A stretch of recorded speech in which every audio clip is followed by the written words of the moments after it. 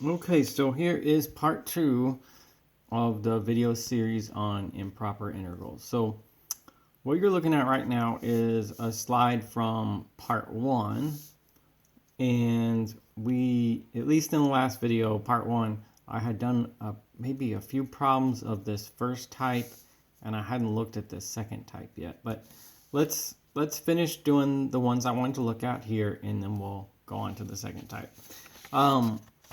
Now, I think because, like, say I want to do this problem here, but because it's going to involve knowing how to do limits, I thought I might look at some limits real quick. Okay? All right, so just sort of in isolation of the problem I'm about to do, just think about that limit right there. Okay? Because that's the kind of limit that shows up when we do improper integrals. Because remember, we replace b with something, and we push b to infinity or negative infinity, depending on what the problem says. All right? Okay, so say we want to do limit b goes to negative infinity e to the minus 6b power. The way that I would be inclined to look at this is to say, well, this power right here, if b goes to negative infinity, because that's negative 6 times b, will be a very large positive number. And if you take e, which is about 2.7, to a power which is very large and positive, you will get a very big answer. All right? So I'm inclined to think of it that way and conclude that the limit is infinity. All right? But if you wanted to look at the table, if a table was a little bit more tangible for you, then you could say, well, b goes to negative infinity, so b gets more and more and more negative. And I couldn't even go that far before these numbers were almost astronomical. If b is negative 1, you get 403. You go a little bit further to the left at negative 5, it's 1 times 10 to the 13th power, and so on. So yes, it's going to infinity, but it's also going there really fast, okay? All right, so that is how that one works. I want to establish that. Let's look at one that is similar, okay?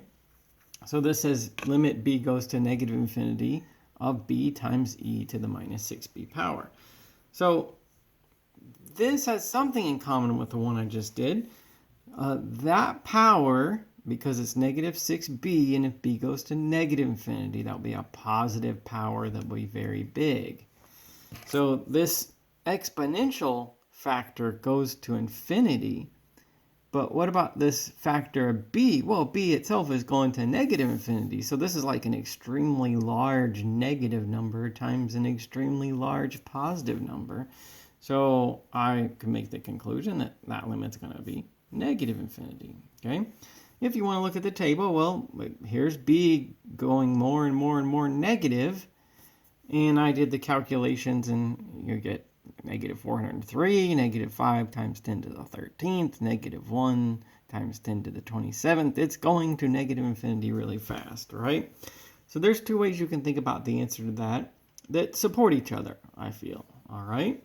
Okay, now I wanted to get those limits out of the way just and established so that it doesn't interfere with us when we do this problem right here, okay?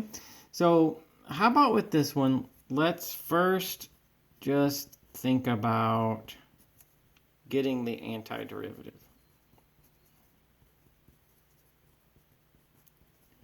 Because the way that we'll end up doing this is we'll replace that lower bound with b and push b to its desired location of negative infinity. So if we were to evaluate this integral, we would say this is the integral from negative infinity to 0, because negative infinity is not a number suitable for calculation, but this is the integral from b to 0, where we're going to push b to negative infinity. Okay, so when we set it up like that, then we just need the antiderivative. We will evaluate it between the bounds b and 0, and then take the limit as b goes to negative infinity. So I just thought, like, Well, maybe we should figure out the antiderivative before we get too far into this. All right. So say you have x times e to the minus 6x dx. How do you find the antiderivative of that?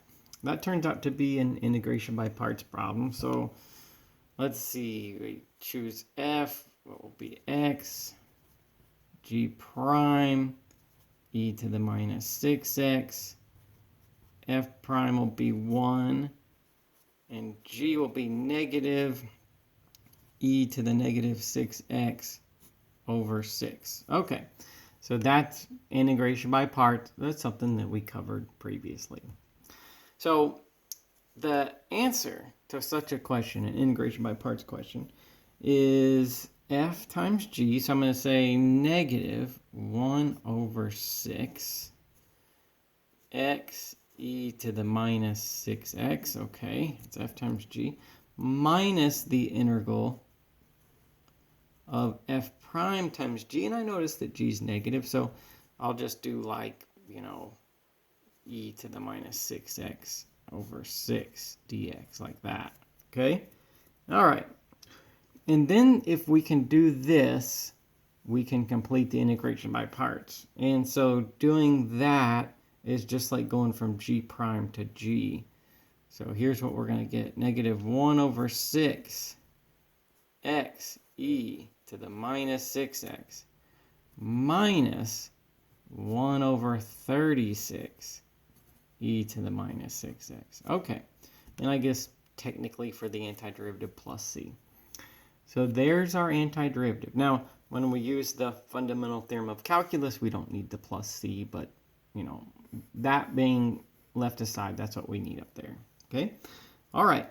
So here goes. Let's say, okay, well, this is I had to do that on the margin, and now let's get back to our problem. So we're going to do the integral from negative infinity to 0 x e to the minus 6x dx, and that will be the limit as b goes to negative infinity, okay, of, what was that antiderivative?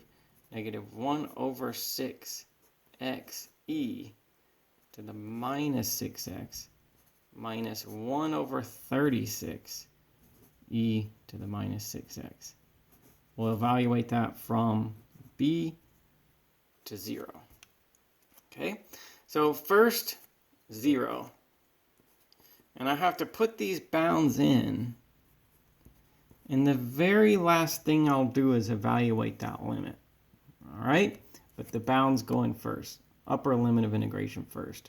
If I were to put 0 into this, this would be 0, and this would be negative 1 over 36. E to the 0 power is 1 times 0 is 0. And here again, e to the 0 power is 1. I'll get negative 1 over 36. Then I'm going to subtract what I get when I put b in. Now, that would look like this.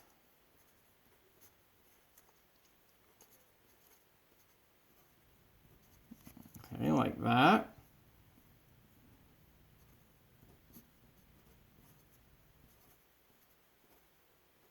Okay, and then like that. Whoops.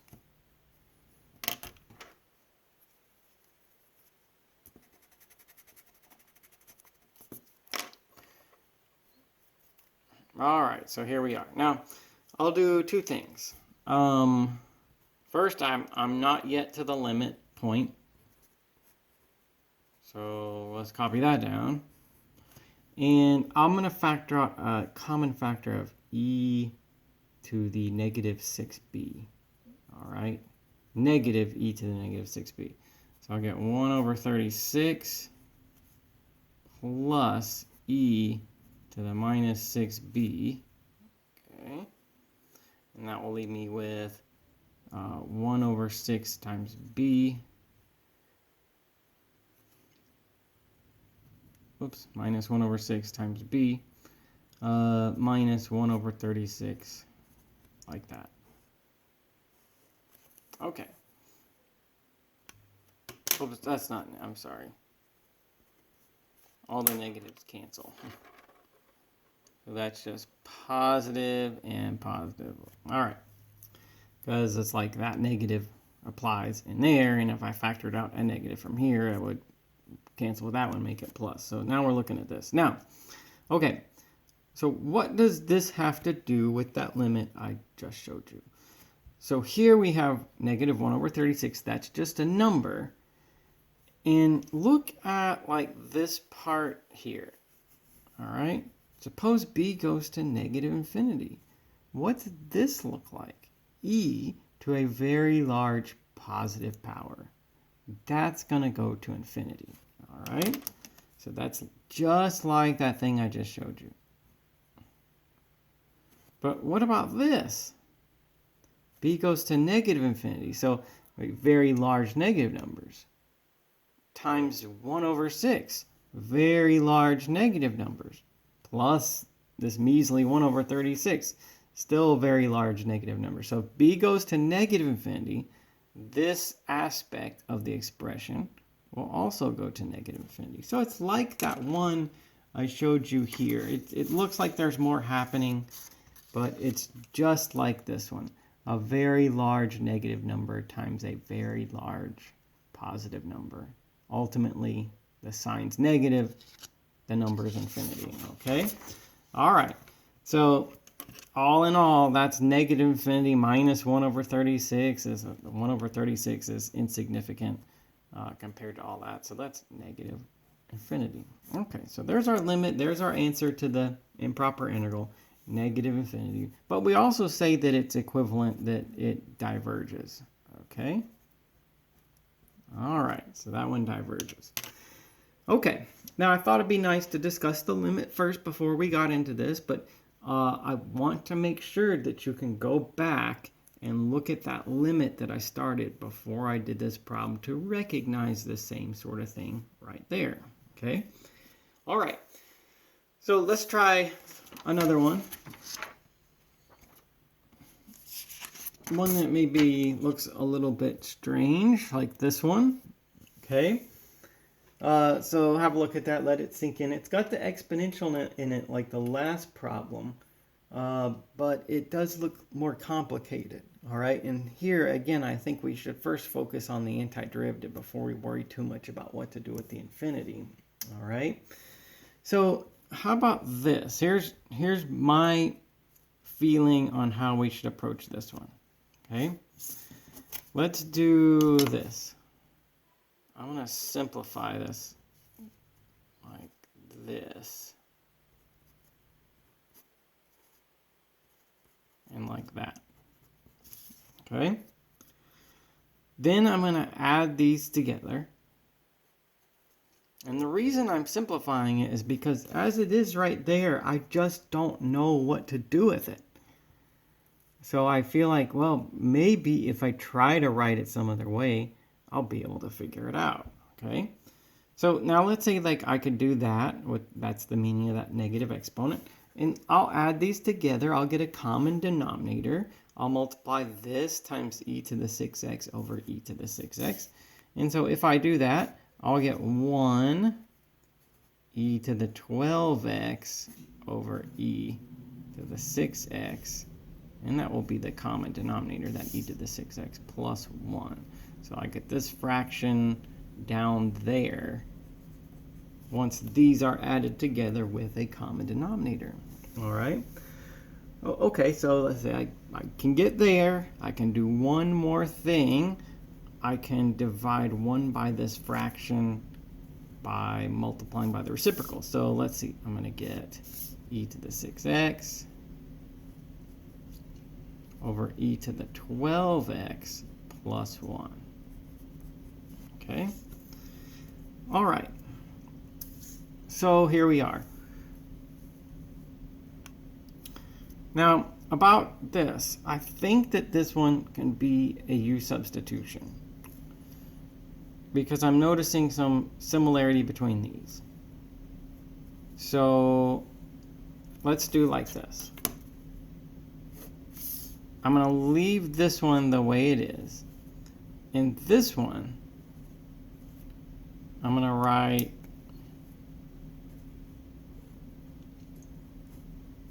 like this. Okay? And that would be accurate, wouldn't it? Because when you take a number and you raise it to a power and then a subsequent power, you multiply them together. All right? Okay, so I think that this could be U substitution then. And here's how.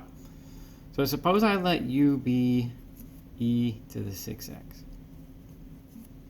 Okay? That would be U, but I think then I could make that be the du. Remember, when we use U substitution, the thought process is I got to get U in there, but also du. So if that's U, du is going to be 6e to the 6x dx. Okay, see that? U squared plus 1, and then that is going to be my du. I'm going to have to divide by 6, though. Okay, so between this one and this one, I can get the U substitution that I want. So I'm going to get a, let's do this. You see how with that e to the 6x dx, that's going to be du over 6. That will give me a factor of 1 over 6 that I'll remove. And then I'll be having a 1. And then e to the 6x is u squared plus 1 du. Okay? All right. Now then that is a form of integration. Okay? That, when I say it's a form, I mean it's a formula. Inverse tangent. U plus c. What's the derivative of inverse tangent? 1 over 1, or so what's the derivative of inverse tangent of u? 1 over 1 plus u squared times du dx. Okay? All right. So it's inverse tangent. That's one of the formulas I included on the formula sheet for the last test, and it's the formula sheet's still out there, but that's a known form of integration. Okay?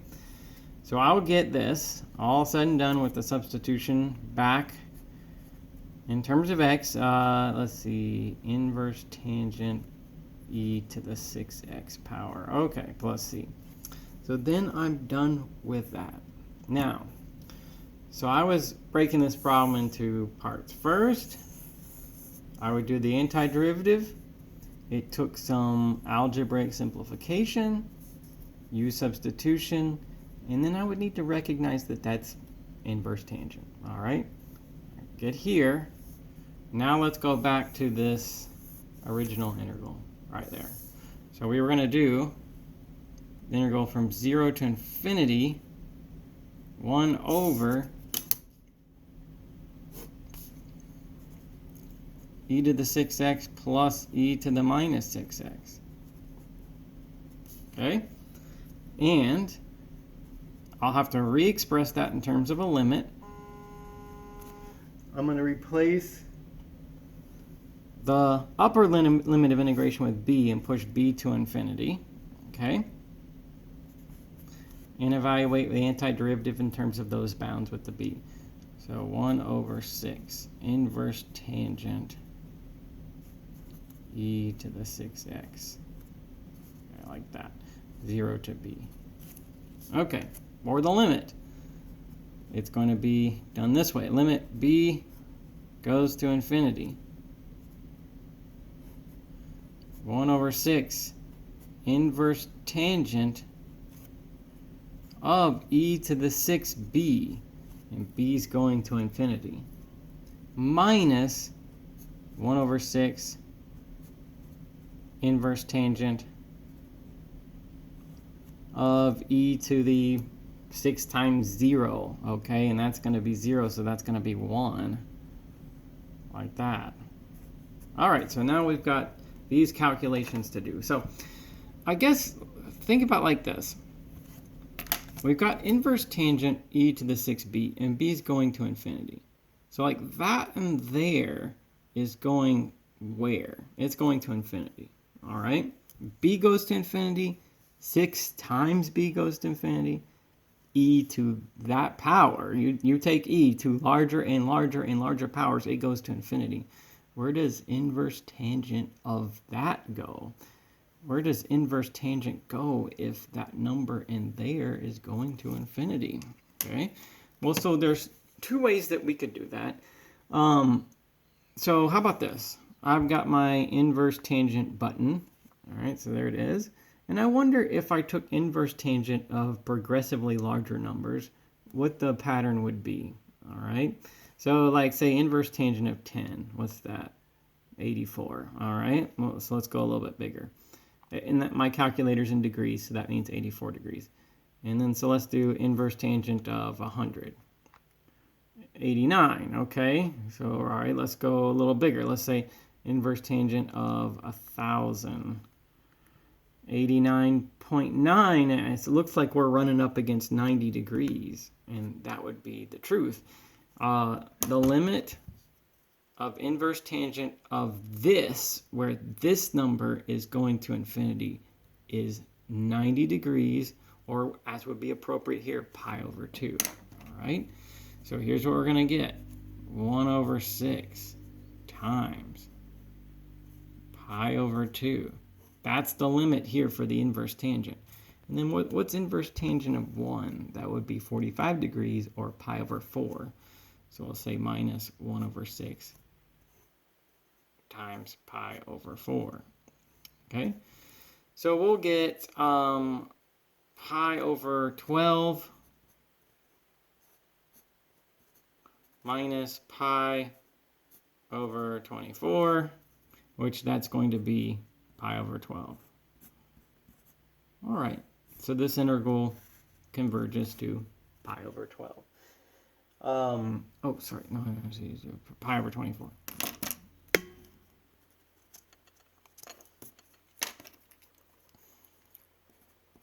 So it's 2 pi over 24 minus 1 pi over 24. So, okay, it converges, in other words. Now, as I did this one, I did that limit by calculator.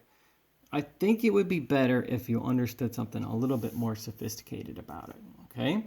So let me, now with this problem being done, I've got my answer. I did the integration. I explained a little bit about the limits that I think would be agreeable to most people because I just use a calculator, and normally people are friendly to that sort of thing. But I'm wondering like what the connection is in terms of what tangent really is, okay? So let's say like tangent of theta is equal to a number. How do these two things work together?